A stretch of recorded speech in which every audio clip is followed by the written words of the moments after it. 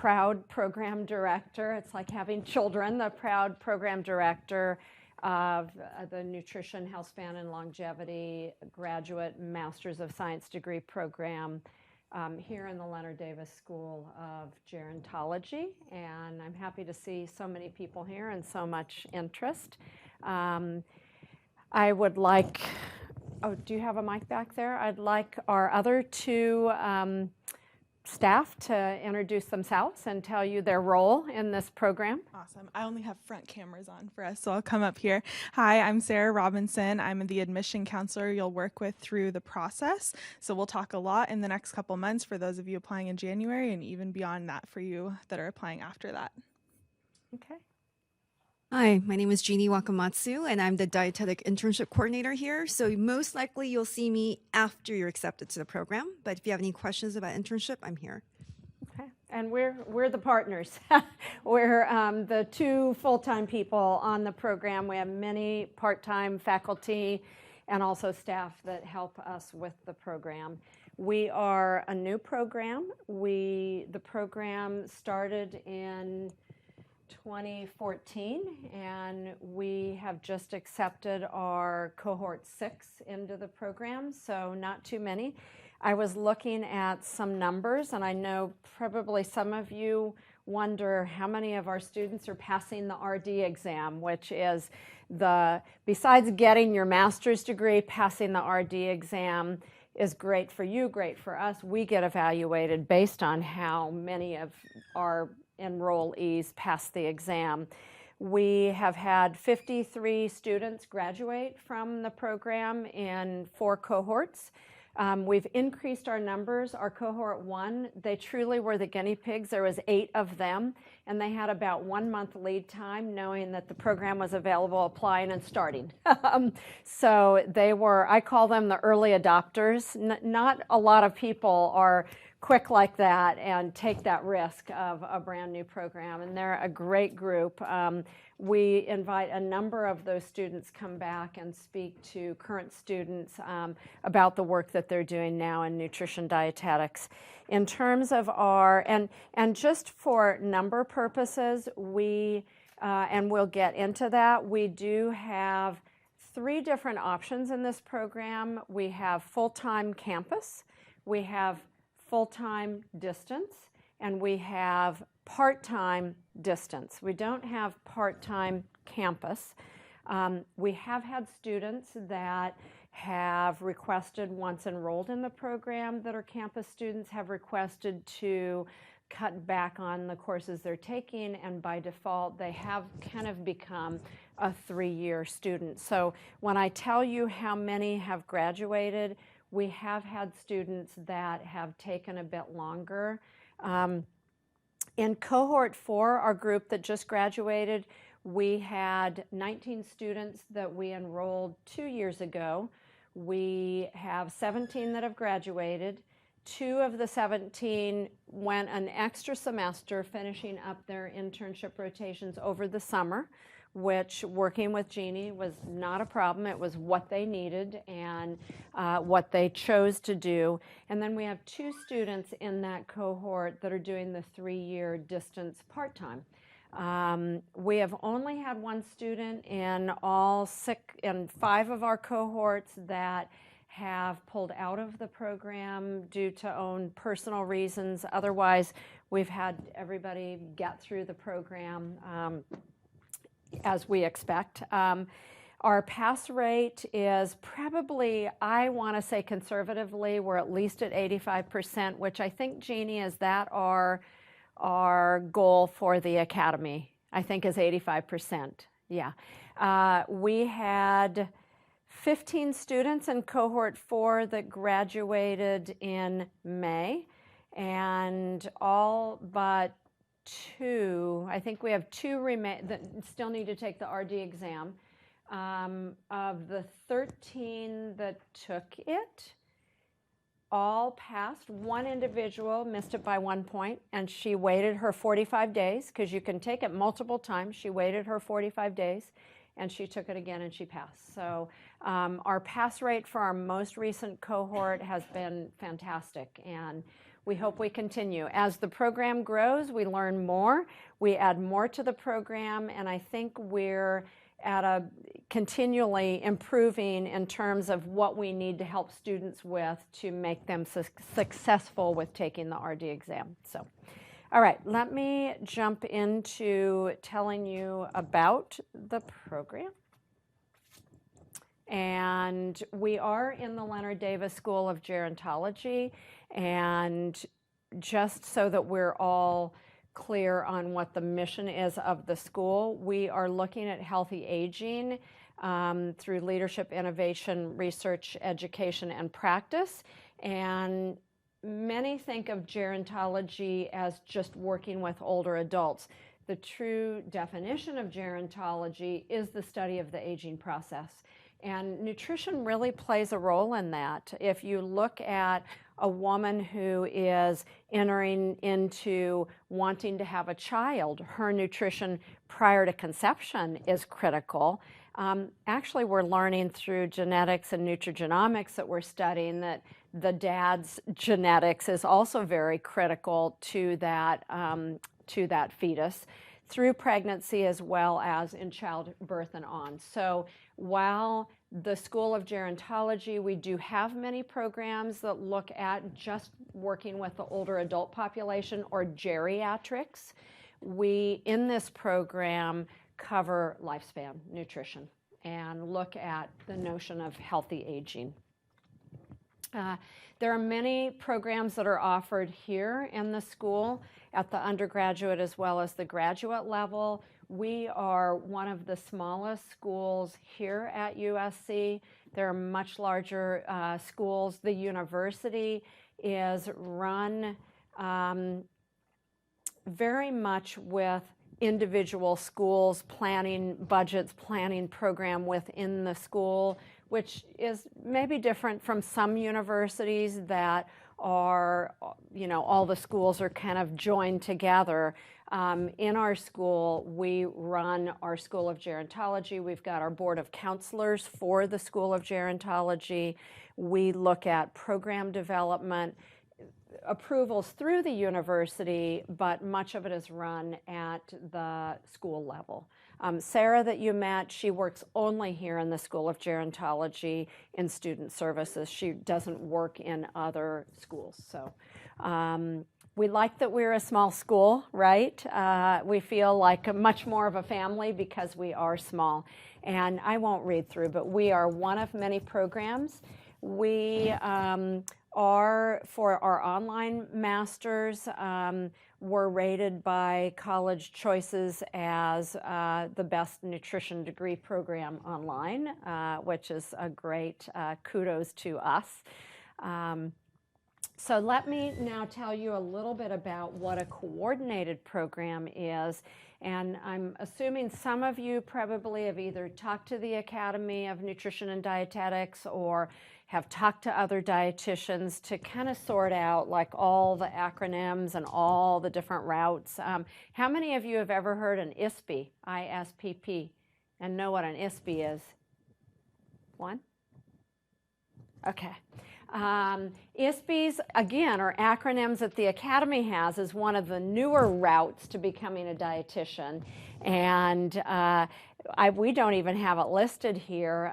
It's not something that we offer, but the individual supervised practice pathway is an opportunity for a student who has completed a bachelor's level program in nutrition and dietetics called a DPD, didactic program in dietetics, where you, once you graduate for that program, you're given a verification statement and you can apply for a dietetic internship. You have to have the verification statement in order to apply for a DI. If you're not accepted into a DI, there are these ISPI programs that you then can apply to after you've been denied a DI program.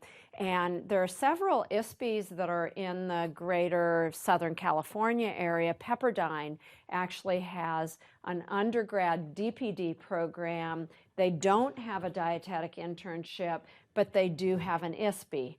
And it's not for their Pepperdine students. Their Pepperdine students, if they got denied from a dietetic internship, could apply for the ISB. It's a additional avenue that the Academy or the Accreditation Council wanted to try out, because for those of you that have found this or have heard this through the rumor mill, in the traditional DPD program, and I don't know what the statistics are right now, but about half of all students that graduate with a verification statement from a DPD are getting into internships. Half. So what does that mean? It means not good, that we've got 50% of people that got a degree in dietetics and now they can't do an internship. So the ISBs were somewhat of a stopgap measure that the Academy thought we've got to have more internships. When we applied as a program, we were not allowed to apply to be undergrad or grad DPD. The only way we could apply to develop a program here at USC was only if we had a DPD and a DI or a coordinated program. So what's the coordinated program? So the coordinated program really initially was meant for students, and it may be many of you, and maybe not all, that did not complete an undergraduate degree in nutrition dietetics and get a verification statement, that had a degree in any field.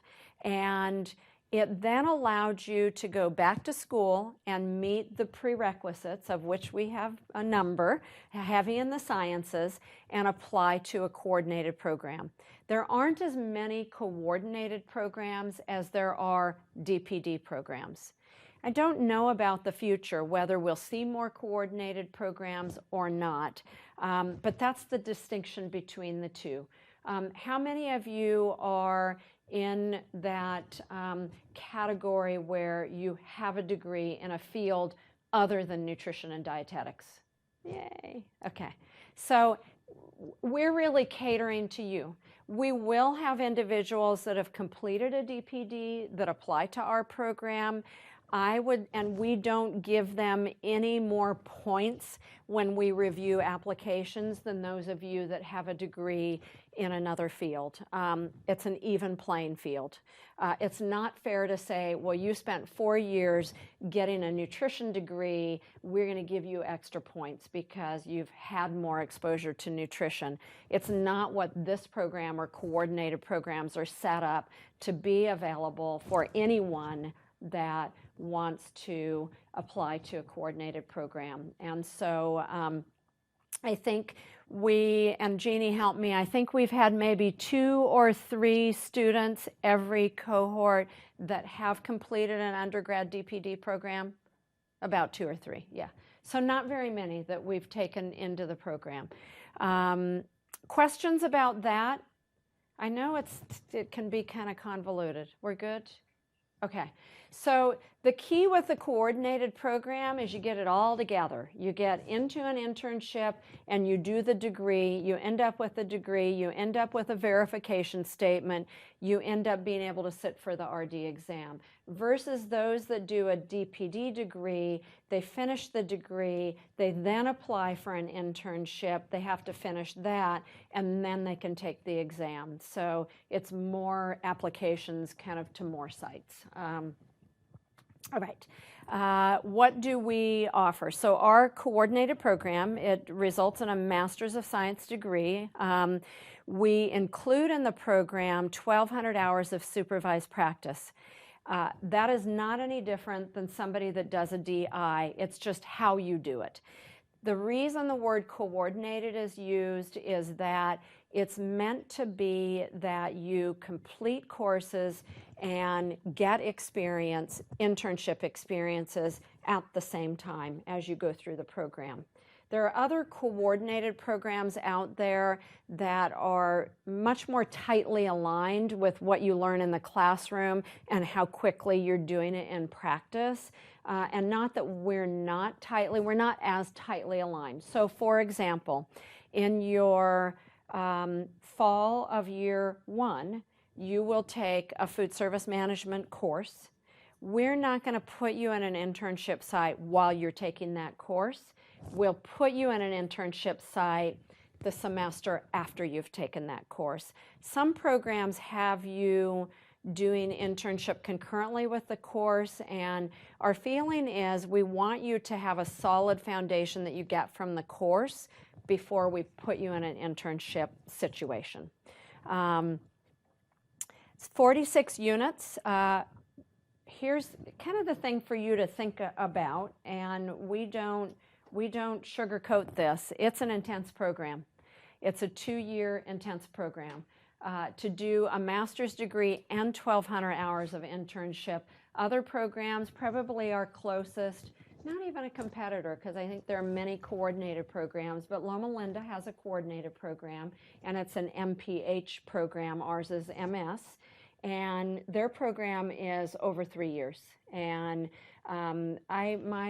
my second degree is at MPH, and there's many core courses that an MPH requires, but there's also courses that a nutrition degree requires. So I think in their program there's probably more courses that you need to take, but they do stretch it out over 3 years. As I said earlier, we have every year a student, maybe 1 or 2 students that first semester they're feeling like 4 graduate courses in 1 semester is a lot, and they choose to pull back and take only 2 or 3 classes, which by default puts them in a 3-year program. Because we're a small program, our courses are consecutive and they're only offered once per year. So if you don't take a class fall year 1, you're going to have to wait for fall year 2 to take those other 2 classes, which is what we have students doing. We have had students that work while they are doing the program, but the hours seem to be limited in terms of how many hours they're able to work. As a graduate program, I won't tell you what you should or shouldn't do. You know yourself best in terms of what you can and can't do. And I've met students that can work some hours and can get straight A's and do well. I've also met a student who tried working full-time, and I'm not quite sure, but I don't think she's passed the RD exam. And I think that some of that may be from working full-time and getting through classes, but not really absorbing the amount of information. The RD exam, you can study for it, but if it's not here because you've not used it enough, you're going to have a hard time recalling it for an exam that's 125 questions. So again, it's your choice. We can only advise you. We can't mandate. All right, this is one of our students, one of our distance students. She sent us this picture, and we have used it everywhere. It's such a nice picture of her, Amanda. She's in Florida, and she was actually doing a staff presentation on nasogastric and gastrostomy, tube feeding, and tube sites. And this is a picture of her doing her presentation. We will give you a lab coat like the one she has on and a name tag, and she proudly wore that at all the sites she went to in Florida. She actually was at the VA hospital in Orlando? No. West Palm. In West Palm, Florida. Right now, we are approved by the Ascend to accept up to 20 students per year. We are not limited with how many we take on campus, how many we take distance. We have fewer distance applicants than we do campus applicants, and we are limited because of our internship placement sites with how many students we can take on campus. Jeannie and I would tell you right now, we do not have the capacity to take 20 campus students and no distance. We're limited by our inpatient clinical hospital site, and we're working at some modifications to the program. We want to grow the program. We'd like to take more students, and really that is our biggest gap right now. We compete with a lot of other DI, ISP coordinated programs in the greater LA area. And we also compete with contract food service, who are the dietitians are very much required to meet minimum patient contacts, and having a student who is following them around that they're mentoring and precepting often is very challenging for them to meet their quota in terms of patient numbers. So we're looking at how we can do some workarounds to make more sites available and increase our numbers. We do not require the DPD, but there are a number of prerequisites. And I don't know that it's clear in here anywhere. For those of you that apply that have completed a DPD, we need your DPD verification statement uploaded. If you've not finished your DPD program, we'll look at your transcript and see that you are enrolled in a DPD program. You do not need to meet the prerequisite requirements exactly as we have them listed, because the fact that you are completing a DPD and getting a verification statement qualifies as what we require. We still would like to see, and I'll get to the grid in a minute, that we ask you to fill out all of the prerequisites that you've taken. We still would like to see that to understand what courses you've taken. So for DPD students, that is an easier way for Sarah, for us to not have to go through all of the courses you've taken. And granted, I know DPD programs are varied in terms of what courses they require and that you're taking in those programs. For those of you not going the DPD route, I'll talk in a little bit about our prereqs and the kinds of things we look at. We have one course that is delivered out of the country in Genoa, Italy, the first summer of the program. This was the first year that we offered the same course, different instructor, here on campus. It's an intensive 5-week, 4-unit course, so it's every day or 4 days a week for the beginning of the summer. I would strongly encourage you to take the course in Italy if you can. We have many students, if you spoke with them, they would say it was the best course, and going to Italy was well worth the expense, the flight, and all of that. But for those that can't travel, either because of family, because of finances, because of whatever, we are offering that course here on campus. So. We require 40 hours of experience as part of your application process. And I'll tell you, the underline for that is if we didn't ask you to tell us about 40 hours and do 40 hours, we would be required to add one more unit to what you need to take in order to take our program, because it is a requirement based on competencies to help you understand careers in dietetics. So we let you take it before you start. We've saved you $1,800, which is a unit. But I'll tell you the other reason why we require that. For someone that did not have an undergrad degree and has discovered nutrition dietetics and wants to go this route, I want you to be absolutely sure that this is the right field for you. And you can get a feel for that if you spend a little bit of time with dietitians and really understand what dietitians do and what jobs look like. So it's a two-part. It's saving you, completing that before you start the program, and also helping you to understand what dietitians will do. And I'll come back to that in a little bit, how you can find dietitians. In terms of graduate school tuition application fees, I believe the application fee is $75, $90. Okay, it's gone up the last couple years, but that's not bad. It was $75, I think, a couple years ago. $90 to apply to the university in the School of Gerontology, and tuition, have not looked this year. We are the same tuition as what's charged for other graduate schools. I think it's around $1,928 per unit. So we do have, when you apply, you can check that you are interested in applying for scholarship for grants. We do have some scholarship monies that are available, but at the graduate level, wherever you go, the money for students is not at the graduate level, it's at the undergraduate level. We have a number of students that have received graduate student funding. Mariana received funding from USC. Her ethnic cultural group, she's Hispanic, and the university has funding for those that are Hispanic and are doing graduate work, and we've had 2 students in a couple cohorts that have received those funds.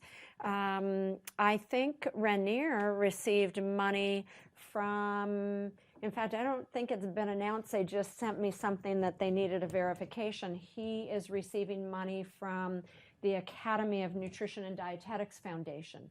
And Jeannie and I write a lot of letters, and we're happy to help you. We've had students that have found grant funding outside of the university, outside of the Academy of Nutrition Dietetics. California Academy of Nutrition Dietetics also has some monies that you can apply for scholarships. So we're happy to work with you on that.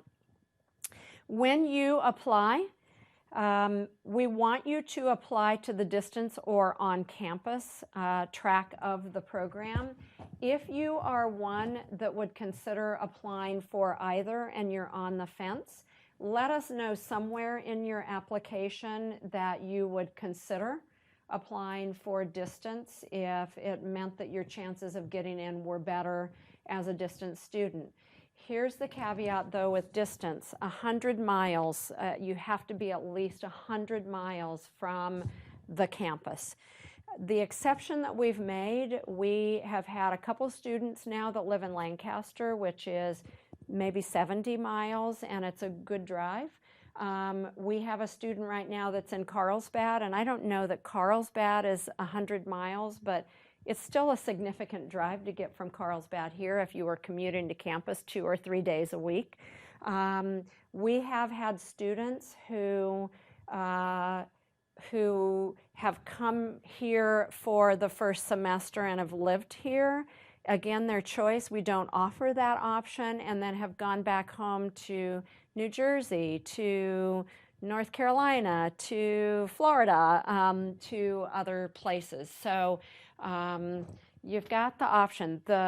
And Jeannie will talk to you about internship. The difference, though, if you are a distance student, we can help you find internship sites. We don't have connections with hospitals, community programs, food service across the country. We try to build on some of the sites that we have come in contact with. We follow the core knowledge and competencies, and you have that on your 10-page handout. It's several pages. We follow what is required by Ascend, and they are the same competencies that are used for DPD, DI, and CP programs. And there are 5 categories, and we're each required to have a concentration area. And our concentration area, which is at the very end, is 5.1, 5.2. We are looking at one of the areas that I cover in clinical topics is nutrigenomics, and we kind of carry it through even in the clinical setting, and it is our concentration area along with the biology of aging, nutrition, healthspan, and longevity. So we have 2 concentration areas. Other programs have a concentration area maybe in school food service, may have a concentration like Loma Linda in public health, may have a concentration in community nutrition. So each program has to pick what their concentration area is. I will say this is another kind of decision point for you all, and it's the other area that we don't sugarcoat. We have 2 MD PhDs that teach in our program, and you'll see their name, it's in the PowerPoint. They both have completed a PhD in nutritional biochemistry, post-MD doctor. One is an internal medicine physician, USC Keck School of Medicine. He runs the obesity program and other nutrition programs. The other is a geriatrician, and he did his PhD in Italy, and after that he did a postdoctoral training at UCLA in the nutrition program at UCLA. So both very advanced training in nutrition, in the field of nutrition, predominantly looking at macro and micronutrients, which is our field, right? Nutrition is a science. It's not, oh, you're from the kitchen. We're not from the kitchen. We really are not from the kitchen. And when people say to you, oh, I know nutrition, I know what's healthy to eat, we are much more than that. This program, the Masters of Science in Nutrition, you will be a master of nutrition, but your field is macro and micronutrients and how those nutrients relate to health and longevity. So our two instructors that have their advanced degrees, we are pretty strong in the sciences and pretty heavy in the sciences. I have taught elsewhere before being here in this school. You will never see me teaching macro or micronutrients. I do not have an advanced degree. My doctorate degree is in educational psychology. My bachelor's degree was nutrition.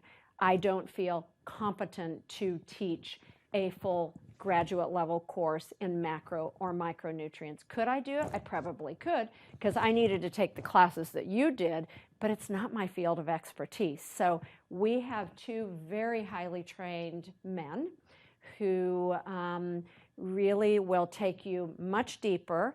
You also have Walter Longo, who takes you to Italy. He is a biologist by training. His field is fasting, the fasting mimicking diet, and lifespan longevity. And he will show you metabolic pathways and will talk with you about how nutrients are used, what happens to proteins, what are coenzymes.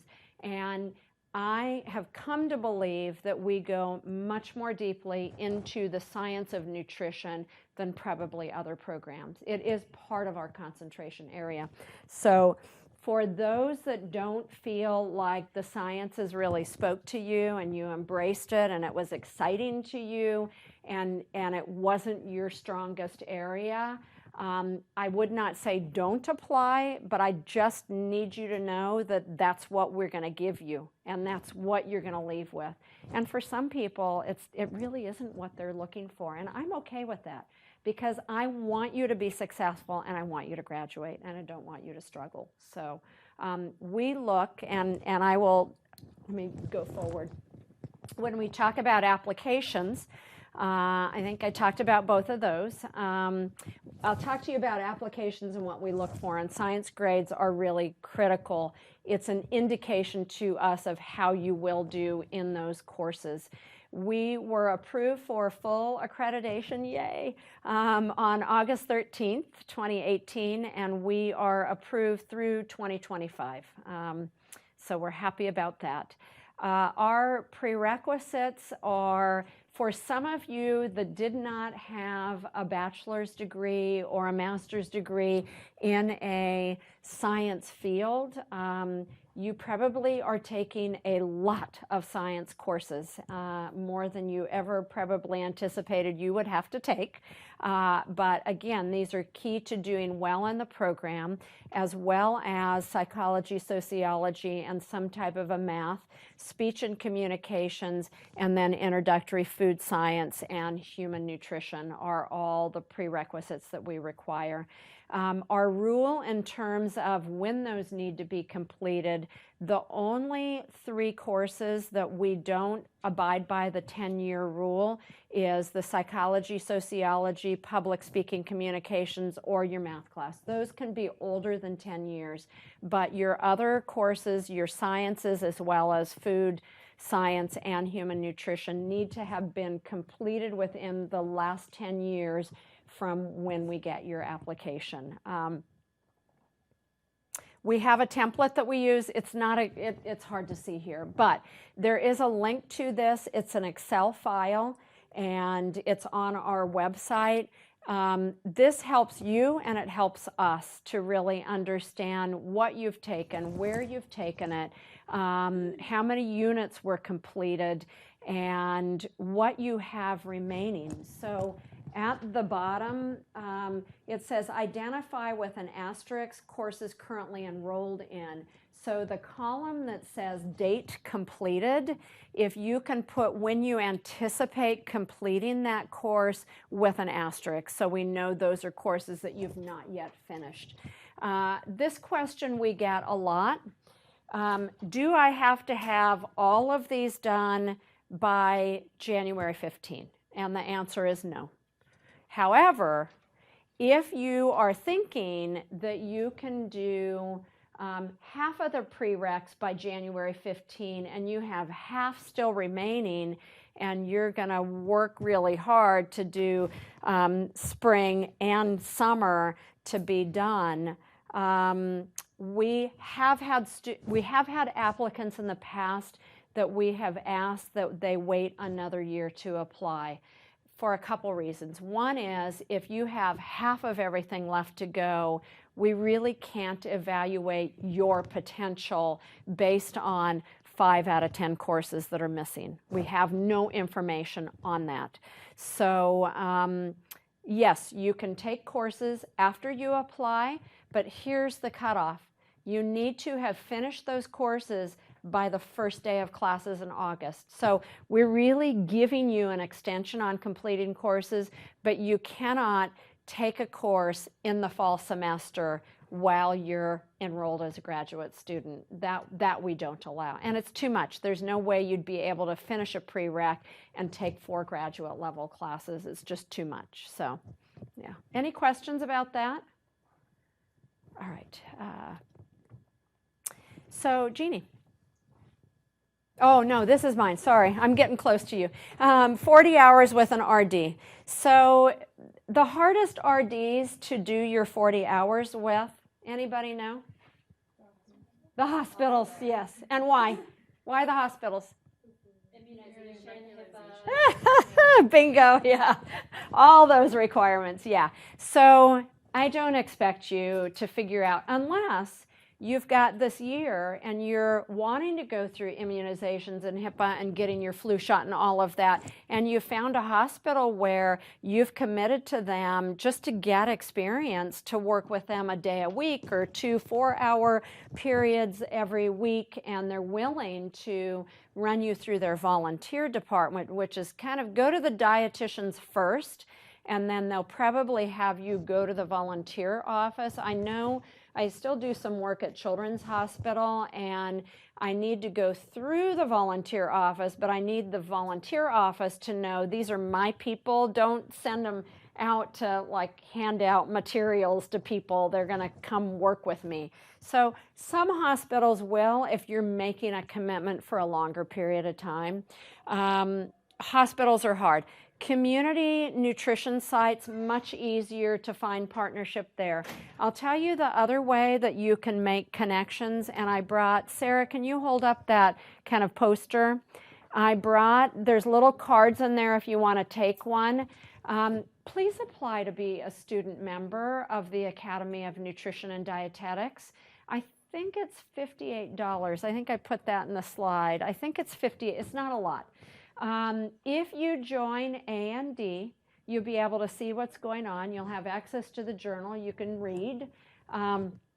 You also are automatically a member of California, or if you're in another state, you'd automatically be a member of the state where you reside, and get to the state annual dietetics conference. Ours in California is in, I think it's April this year, and it's here. It's in Riverside, I think. So it's very easy to get to. As a student member, the fees are going to be a lot less. They will do a call for students to volunteer, and you get free registration if you're willing to volunteer for a few hours. So how better to learn about nutrition dietetics than getting out and talking with people? In California, because we're such a big state, we have local affiliates of California. The closest one here is LA. There's one in Orange County. There's one in San Diego. So there are a number of local affiliates. They too charge a small registration fee for that local affiliate. I'm very involved with the LA group, and I can tell you it's pretty young dietitians that have just recently graduated, a lot of students. There are positions that you can even take on as a student. The card that you'll see for AND, the National Association has practice groups that are focused areas. I'm a member of Behavioral Health Nutrition because I've worked a lot in the field of developmental disabilities. I'm also a member of Healthy Aging. I'm also a member of DIFM, Dietitians and Integrative and Functional Medicine. And each of those groups has their own student member that helps them to reach out to students. We've had individuals in our program that have held offices in the national as well as the local dietetics associations. So don't be shy. If you have time and you have an interest and you have a skill, get in touch with the president or the chair and say, I want to get involved. What do you have open that I can do? And get involved. So there's a way you can meet your 40 hours. I will let you use some of those 40 hours if you get to an LAD meeting. If you volunteer, LAD, the Los Angeles Dietetics Association, they do a call for volunteers for the farmers market, for a school site wellness booth that's going on. So there's a lot of different ways that you can do some pieces. What I do ask is you're going to have to do a description of who you were with, what you did, and I need a signature. So if you're going to do the small pieces, make sure you have some kind of piece of paper you can get them to sign it when you're there with them, so that you have that for your application. Yeah. All right. These are just some of our different activities. 2015, it was pretty cool. This is cohort 1. You can see we had a really small group. The president of the Academy of Nutrition and Dietetics came out for the international games, and we all volunteered. We had the uniform. We went through the background check, and we worked with the athletes in the Healthy Athletes program, talking about good nutrition. This was the poster presentation this last spring for California Academy, and Megan with the red dress and John with the sweater both had posters at that conference, and I think two other students had posters at that conference, and they're standing by their poster. And then 2 of our current cohort 5 students, their community nutrition rotation was with Champions for Change, which is a big community nutrition program. We're on the job. I'm not sure why they had gloves on, Jeannie. What were the... Oh, taste testing. All right. It's a picture of them. So this we kind of talked about. Sorry, I was a step ahead. How do you find an RD? This is Mariana, who is down in the San Diego area, is one of our distance students in cohort 5. And here's just the information that we just talked about. So here's what I mentioned earlier in terms of selection. We have a panel that reviews applications. Our due date is January 15. We usually wait for all of the documents to be put together. We start looking at applications and organizing them in February. We review applications as kind of our first review, and then we schedule interviews for highest ranking applicants. And for distance, we've been using Skype, and it works well. And even those that are local but away at school, we've done some Skype interviews. In terms of what we look at not only your academic potential, but we look at your professional potential. So we ask you for a resume and what your career goals are. For those that have an undergrad or even grad work or a grad degree, a GPA under 3.0. We do ask for a GRE. We do accept applicants that have a GPA less than 3.0, but we will look at your GRE score, and we'll look at other information about you in addition to your grades. As I mentioned earlier, we look at science grades. Those are critical. So should you retake? I know Sarah gets this question a lot. Should I retake? Should I retake? It really is a personal decision whether you should retake or not. We're looking overall. I will tell you, what do you think is the most important 2 courses that you're doing in your prereqs to being a dietitian and understanding medical nutrition therapy? Biochemistry is kind of above the bio. What's the one other? Physiology. Those are the 2.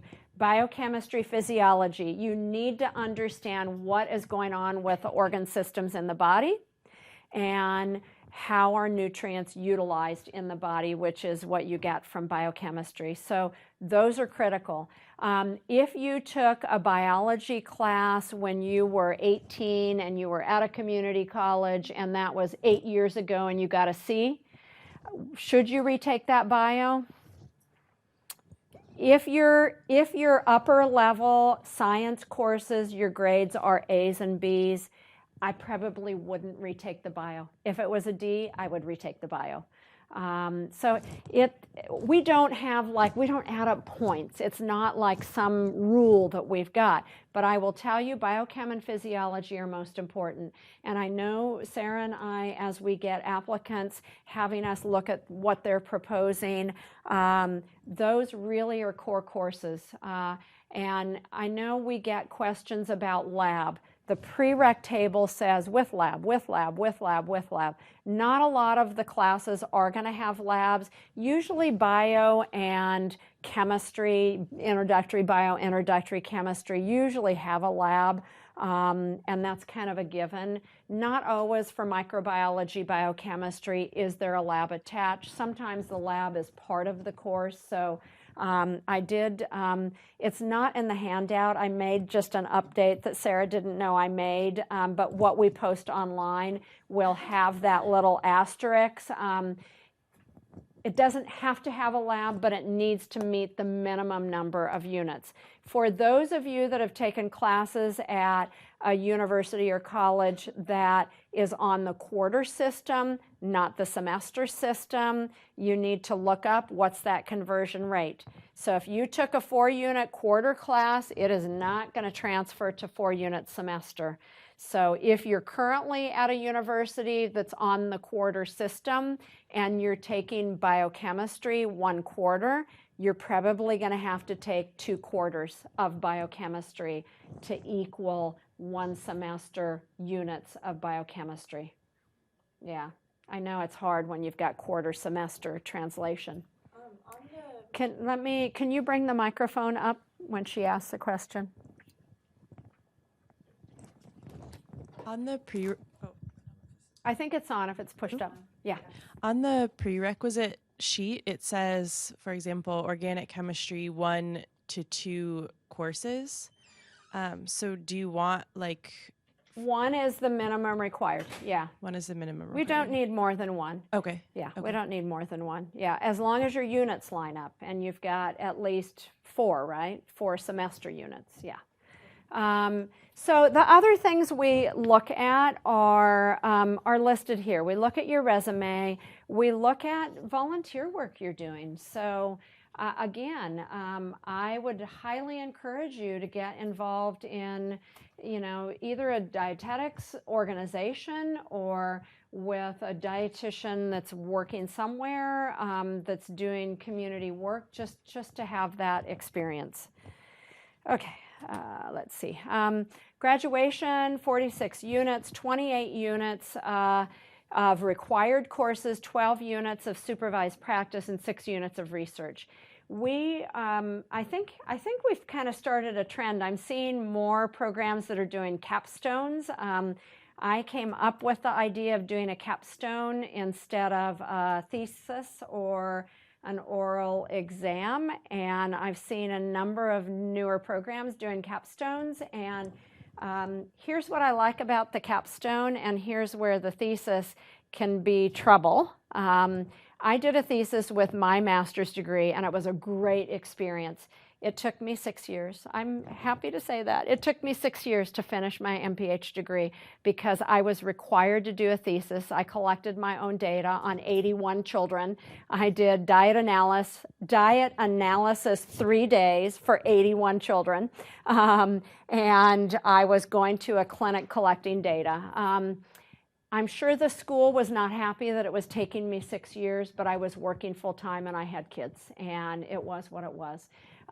In our program, the magic number of 20, we can only take 20 students a year. We cannot ever have more than 40 students enrolled in our program at any given time.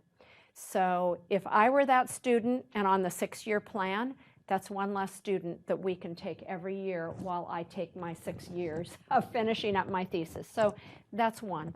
2 is we don't have the number of faculty really needed for all of those that come into our program to do a thesis. 3 is that you're doing an intensive program and doing your internship and to add the thesis on top of it. So we kind of relooked. I relooked way back when what would be comparable to what one might do on a thesis. And the capstone idea is the notion that when you graduate, right, you're all going to look for a job, correct? Okay. So a master's degree means that in one small area, you are a master. You're a master in nutrition, but you are mastering one area that you know well, which is where the thesis came from. You're studying, you're looking at, you're really, exploring this one particular area. The capstone project, we're doing the same. We're having you pick an area of your own personal interest. You're getting more deeply into the research. Maybe you're collecting a little bit of data. And ultimately, though, you are publishing on that area that you've studied. You are either doing a poster like John and Megan that I showed you at the California Academy. They had their poster. I don't know if we could see in John's. No, I don't think I can make it bigger. Probably if you ever go in and blow it up, you could see the title of their posters. He worked with Dr. Roberto on some data that he had looking at older adults, and I think a micronutrient. Or they looked at protein, one of the two. And his culminating experience was getting accepted to do the poster session at California Academy. We had another student who graduated last year, Rochelle, that worked in one of the labs here in the School of Gerontology, and she published in a peer-reviewed journal with her team in the lab on the work that they were doing. We had another group of a couple students that worked together that did a survey here on campus looking at what college students know about GMOs and healthy eating, and they collated that information and presented a poster. So the capstone gives you and gives us more opportunities. And did you hear at the beginning, we had 17 of our 19 students completed the program in 2 years. And good for you, good for us. So the capstone is a little more conducive to what you really need to accomplish and in order to get through the program in a manageable time. All right. So more student activities. This is Dr. Longo in the middle with the Levi's and the blue shirt. This is in Italy. I think it was the last day of their summer course in Italy. And I think we probably had about at least half of all of our students in cohort 5 actually traveled to Italy. And we help you with housing, with a site for housing that's already set up through the university. And we let you know kind of where you need to fly to. The flight you can do yourself.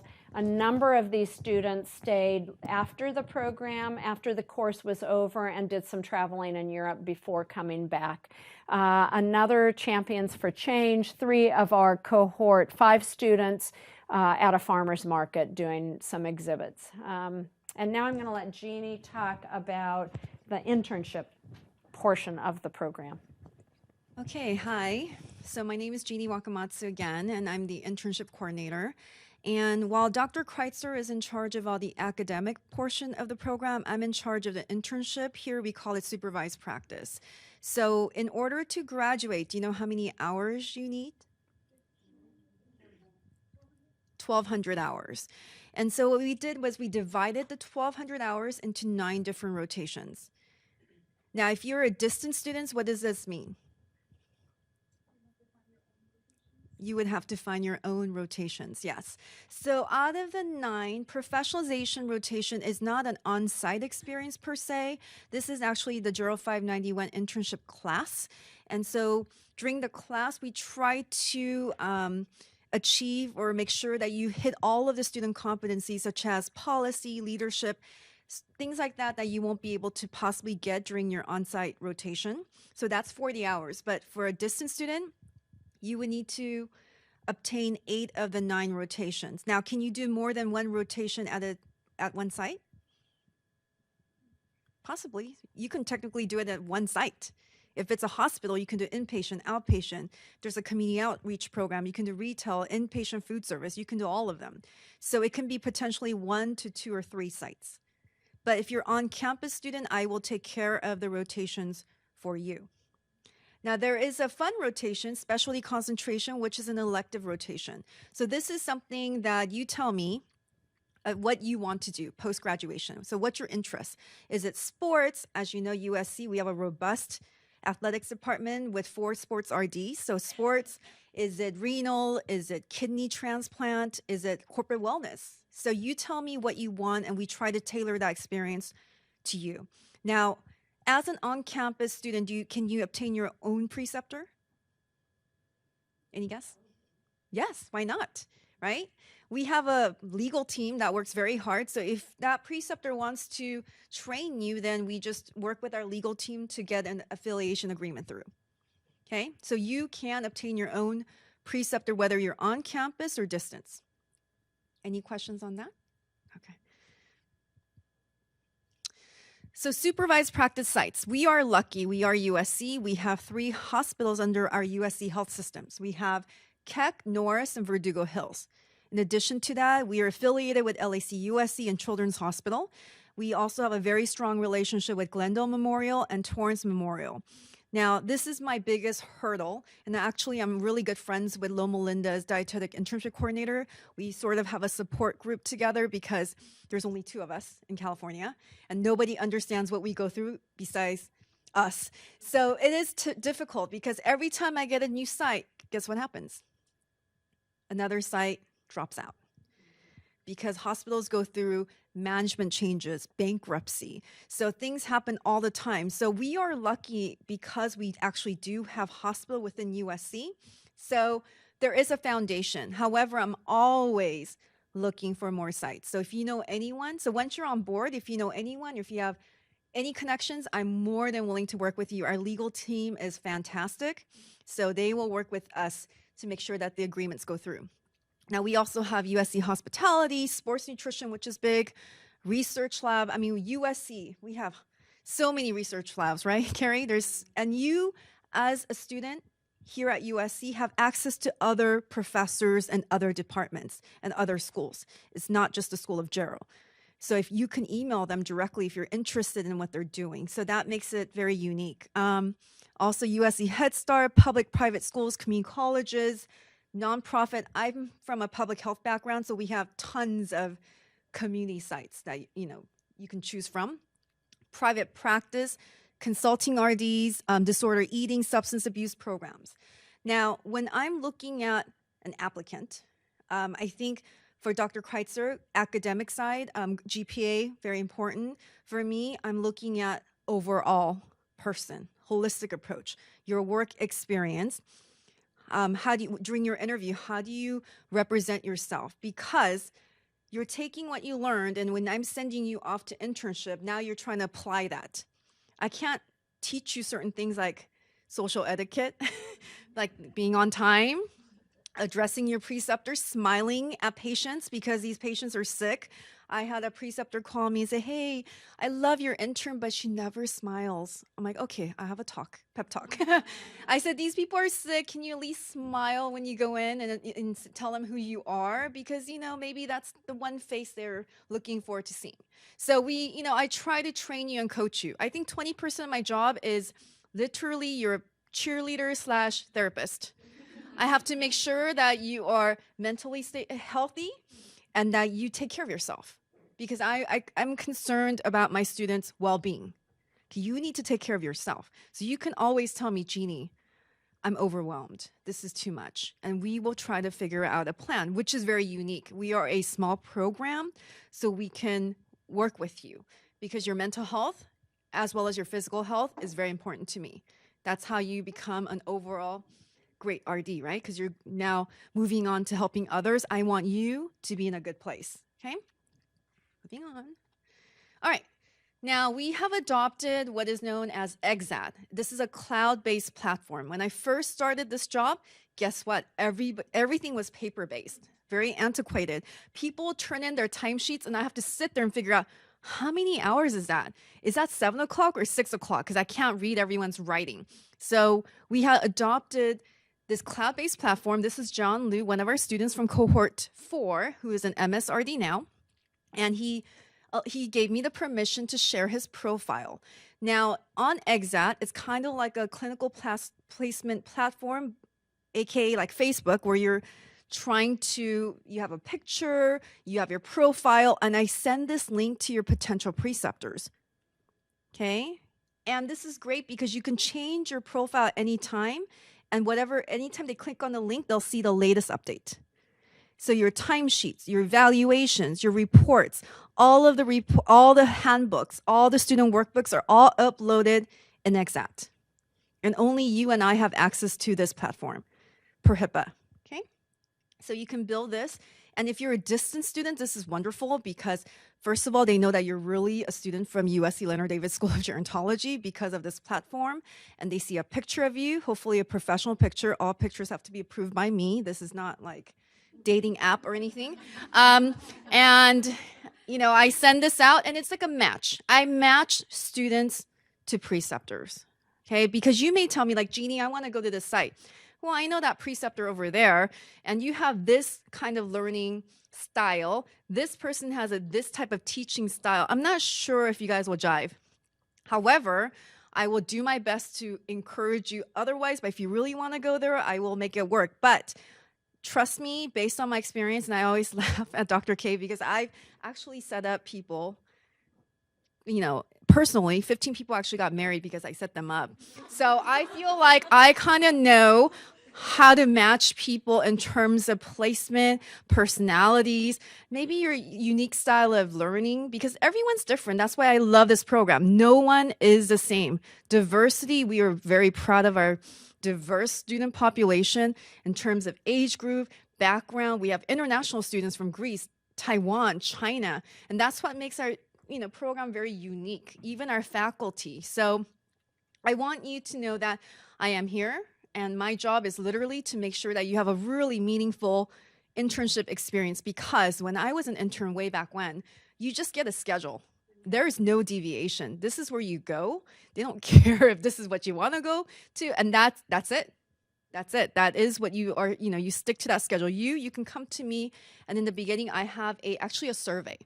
So you tell me your interest. Do you want to be a clinical RD? No. Then why would I send you to a high acuity hospital like LAC, USC? You would be miserable. Okay? So we work with you, but I give you the experience needed to pass the RD exam. This is very important to us.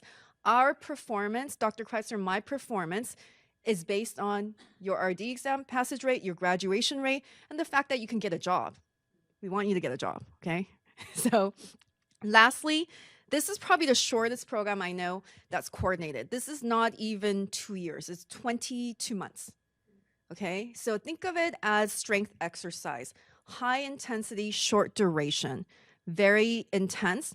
However, everybody in our program, so all the students are competitive.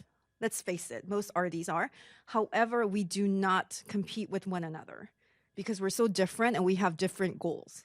So that's a great thing, that there's a camaraderie and we really support each other. Okay, any questions? Yes, Jeannie truly is the matchmaker. It was not in her job description, but it was a bonus. All right. So just a couple of our cohorts. This was cohort 3. The capstone presentations, all students in the last semester of spring present their capstone. We invite those that worked with them on the capstone. We invite preceptors that work with our program to come and listen to the presentations. And we don't put you in internship sites until you have finished your first semester. And the rule is at least a 3.0 in each of the 4 classes that you take in semester 1 in order to move into internship. And I think we only had the one student that ultimately pulled out of the program. I think we've only had one student ever, and that person ended up leaving the program anyway. It's not difficult to get a B. As a graduate student, USC requires that you have a 3.0 in order to graduate. And if you don't have a 3.0, the only way you can graduate is to take more courses and hope you get A's to bring your GPA up. And anywhere you go, as a graduate degree, the norm is A's and B's. We don't grade on a curve. We grade based on the rubric and performance. And you have every opportunity to have an A.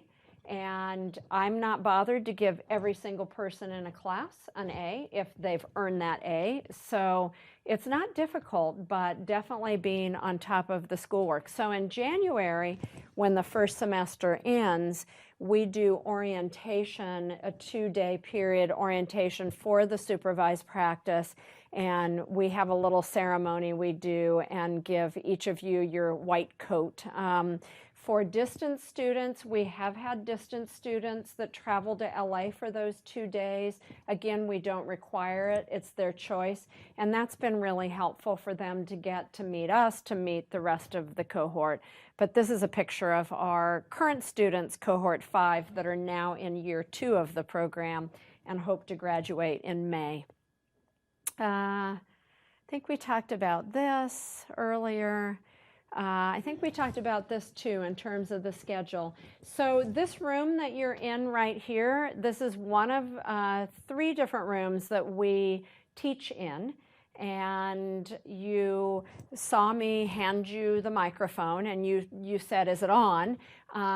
The same with my microphone is on, but it's not projecting, but it's recording in the system. So if you all want to rewatch what we did today, give us a few hours or the rest of today, and you'll see this presentation up on the link that Sarah sent out to you. You can watch it as many times as you want. When I was a young student, my friends in classes would bring their little cassette tape recorder and sit in the front row and ask the professor, can I record class? And that was how we were able to review what we had learned in class. With this technology that we use, not only the distance students have access to the class, but you can rewatch any class 100 times if you want to. You can fast forward to the little section where you felt like you needed a review of that particular section. So I think it's fantastic that you have that ability.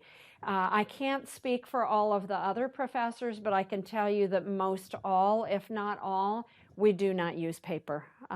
Everything is in Blackboard, is the platform that USC uses, and tests are in Blackboard, assignments are in Blackboard, you upload things in Blackboard. So I think universities are moving towards that. Similarly to XAT that Jeannie talked about, we really truly are trying to move to a point where we just aren't using paper.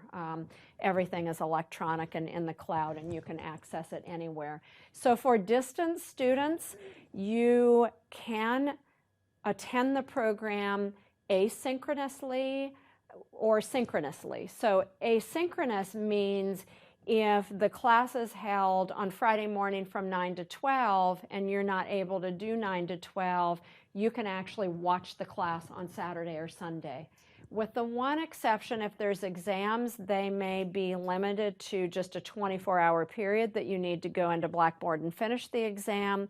And if it comes down to a class presentation, there's a telephone line in this room, and actually we probably don't have time today. If we had time, we'd have anybody watching call in if you had questions, but we have distance students who will call in, and we can hear them over the speakers. We know that somebody has called, and it's how we accommodate distance students that want to participate synchronously. It's not required. When we have presentations, often we will have them schedule a time that they're going to be available for their presentation. So, okay. We're most proud of Erica Capolino. She tried and tried and tried and hung around with people she needed to. She now is the dietitian for the Los Angeles Chargers, and she was in our cohort 3. And went here undergrad. She's an athlete herself, worked with dietitians that work in athletics here, and we're proud of Erica. Likewise proud, I mentioned earlier, Rochelle Lai, who worked in one of the labs here in the School of Gerontology, looking at genomics in the mouse model. And she actually was nominated and received Outstanding Dietetic Student in a Coordinated Program just this last year. And she was given her plaque at the California Academy Conference. This you'll have in the PowerPoint slides, our partial list of faculty. We've got a mix of academic as well as clinical, and our feeling is that for those classes where the focus is truly clinical, Lucia Braceno, who's listed at the top, is a clinical dietitian. She is a certified specialist in nutrition support, as well as Hope Wills, who has listed it down a little bit further. I think she just took the exam for the CNSC, as well as the IBCLC as the International Breastfeeding something, but it's a certification for working with individuals that are breastfeeding. And CSP is a certified specialist in pediatrics, and both of those two are very seasoned clinicians in a hospital setting. We also invite quite a few guest speakers in to share their expertise and their particular area of practice, which I think is really helpful for students to see all of the different possibilities in the field of nutrition and dietetics. Oh, sorry. I also mentioned that the school offers colloquium presentations on Thursdays from 12 to 1. Pretty heavy in the area of biology and the biology of aging.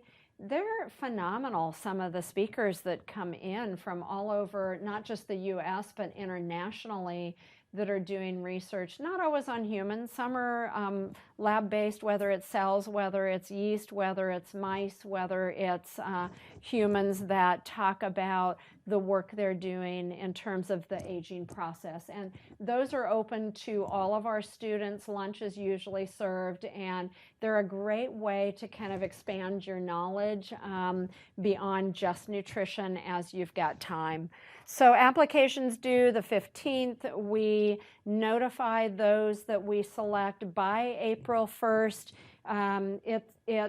We've got somewhat of a convoluted process for us because we know that students apply to different programs, and different programs have different deadlines and notification dates. So we have learned from past experience that we offer to like the first 20, but we have at least 10 people or more on the wait list, because inevitably we will have people that we offer to that decide they want to go to a different program, and I get it. There are different opportunities that are out there. So it doesn't mean if you didn't get by April 1 the initial offer. If we put you on the wait list, we will let you know that you are on the wait list. This last year we had I don't know, maybe 6 people, campus and distance, that were on our wait list that we offered acceptance into the program. We had a number of people that we begged them to please go distance because we needed more distance students. So again, if you are in a situation where you can move back home with parents and you want to do the program distance, it may be to your advantage versus being here in LA. So. If you have transcripts that you're sending in, do not send them to the USC graduate school. There's a greater chance that they would get lost versus sending them to Jim DeVera, who is our main person here in the school that will make sure that those transcripts get put into your application. Just additional information for our website and contacts. So I think let's do, if we can do some general questions that everybody might be interested in, and then we will stop the recording, and Jeannie, myself, and Sarah will stay around as long as you need us to stay around to answer more specific questions that may be more personal or relate to you. So questions? Hi. So I took so I did my master's at the University of Oxford in global health science, and I took nutritional epidemiology. Is there any classes that could be waived for like prereq or any of the classes within the course? So you have a master's degree? Yes. Probably the only thing, and I was just talking about this, would be maybe the research methods class. If you took a research methods, which we require a 4-unit course, it's Gero 593, that's research methods. Okay. But probably not other than that. Because of our coordinated program status, we have to offer what we're offering to meet all the competencies. Okay, makes sense. Thank you. Mm-hmm. Up here, Jeannie. So we need 2 letters of recommendation, right? So one has to be from a professor and one from work. The thing is, I worked for myself for the past 7 years. So do I have an option of getting a letter of rec from another professor? So here's what's critical about your letters, always, wherever you're going. And I can tell you as someone that looks at letters, and this is for all of you, not just you. What the letter tells us, it's not a form letter where it just says, I knew her, this was the date, she's a really great student, she did well. That doesn't give me anything. The letter should be someone who knows you. The longer they've known you, the better. So pick someone that's known you for more than maybe just a semester. That really has seen what you've done in class, really knows what your skill set is. We have kind of flip-flopped with some of you, this may be going back to school, and it's been 6 years since you were in school, and you're at Pasadena City College taking chemistry, and I know you're not going to know that chemistry teacher at the end of one semester very well. So we have looked at people that have either a dietitian that they volunteered with for a number of years, or they've had 2 different jobs. Our ultimate is 1 professor, 1 job. But I know in individual situations where maybe you could get better letters from professors because you're just finishing up a program and they've known you for a few years versus letters from jobs. So we're flexible. We've had people that have submitted 3 letters because they felt that maybe their academic letter wasn't as strong, but they wanted an academic letter, so then they had two. One was from volunteer work they did, one was from a job. So I would just encourage you to think about people that you've worked with, if not two academic letters. Is there any volunteer work you've done?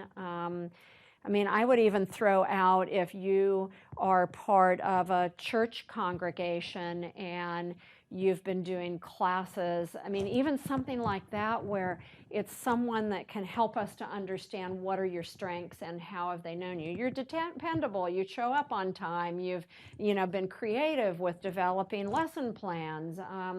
It's not the optimum letter, but that one I think given your situation would be good. So yeah. I would like to add also that when work doesn't have to be paid. So it can be, like Dr. Kreitzer said, it can be someone who volunteered over the summer, like Peace Corps, Hunger Corps, some kind of experience, like field work. So anything that you have can help. That helps. Thank you. Yeah. Oh, do you want to have her just pass it back? Yeah. Push the little button up. Yeah. Yeah. Up is on. Thank you.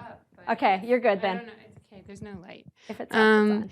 Are there any certifications that you can get while you're concurrently in the program, or every other specialized certification has to come after outside? Most of the certifications that I mentioned, they actually like a certified specialist in pediatrics. I've not gone after the specialist certification in aging. I don't know that it helps me with my job or, any of that, so I've not pursued that. But even for that, it requires a certain number of hours of working as a dietitian in that area. The breastfeeding, the IBCLC, is not tied to nutrition, and for Hope Wills that did that, it's taking classes and then taking the exam. So there are some that don't require you to be a dietitian. Yeah. But mostly it comes afterwards. Yeah. All the way over? Yeah.